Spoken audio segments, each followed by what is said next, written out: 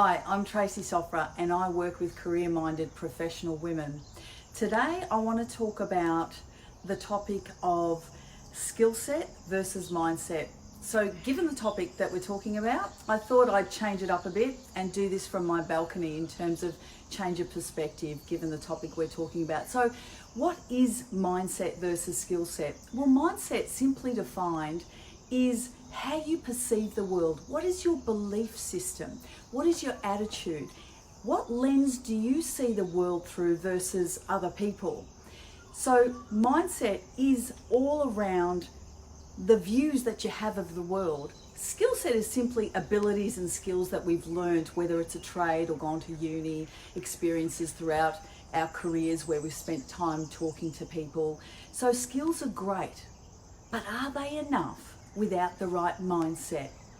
You know, Henry Ford said, and I love this, and I use this every day of my life, and I say this to my kids all the time: if you think you can, or if you think you can't, you're probably right. So bottom line is, do you believe you can? And where does that come from? I'm quite a deep thinker and I always think back to where things have evolved from.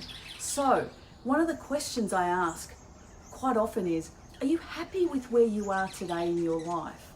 And if the answer is no, can we step that back a few steps and go, okay, so the result being here is not what we wanted. What was the action I took to get that result? When we look at those actions, what were the decisions behind making those actions versus other actions? And now I'm at mindset, right?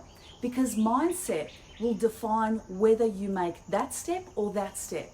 Is it positive? Is it negative? Is it progressive? Is it growth? Or is it fixed? I know you've all heard of this growth and fixed mindset, but I want to talk about it more in everyday terms, in how I've used it to live my life and how I talk to people on a daily basis about this concept of growth mindset and fixed mindset.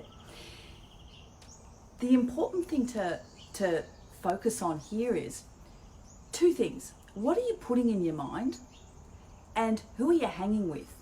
So two key critical factors that will define what your mindset is like. So are you putting good stuff in your mind? What are you reading? How are you growing? What self-development stuff are you doing? What is your environment in terms of who are the people you're hanging with? Are they supporting that growth, that positive mindset? Or are they actually dragging you down and ending up in a negative place? Make no mistake, we are the company we keep.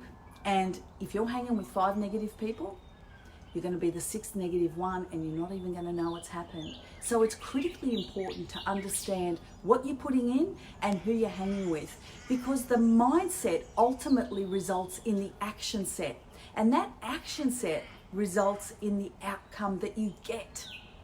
It is all interlinked, but it all starts with this, and this is the most powerful thing we have in life to progress us forward or hold us back. One or the other, you get to choose. And here's the most exciting part, and I've spoken about this quite often over the years, and I love this, and if you haven't heard about it, check out the research in brain plasticity. What's brain plasticity? Well, simply put, you know what it means? It means that our brains shape and evolve throughout our lives. Yeah? So it's not actually physically fixed, it's elastic or plastic, if you like, the plasticity concept. So we are able to shape and evolve our minds to be the type of mind we want, to take the actions we need to get the results we desire, yeah? So coming back to that, how do we shape and evolve our minds? How do we use this plasticity concept to progress and to get the things that we want in life? Again, what are you putting in? So, what books are you reading? What self-development courses are you doing? Who are you hanging with? Who are the people that you're hanging with? Critically important factors to look at in understanding how you're going to shape and evolve your mind, because the decision ultimately is up to you.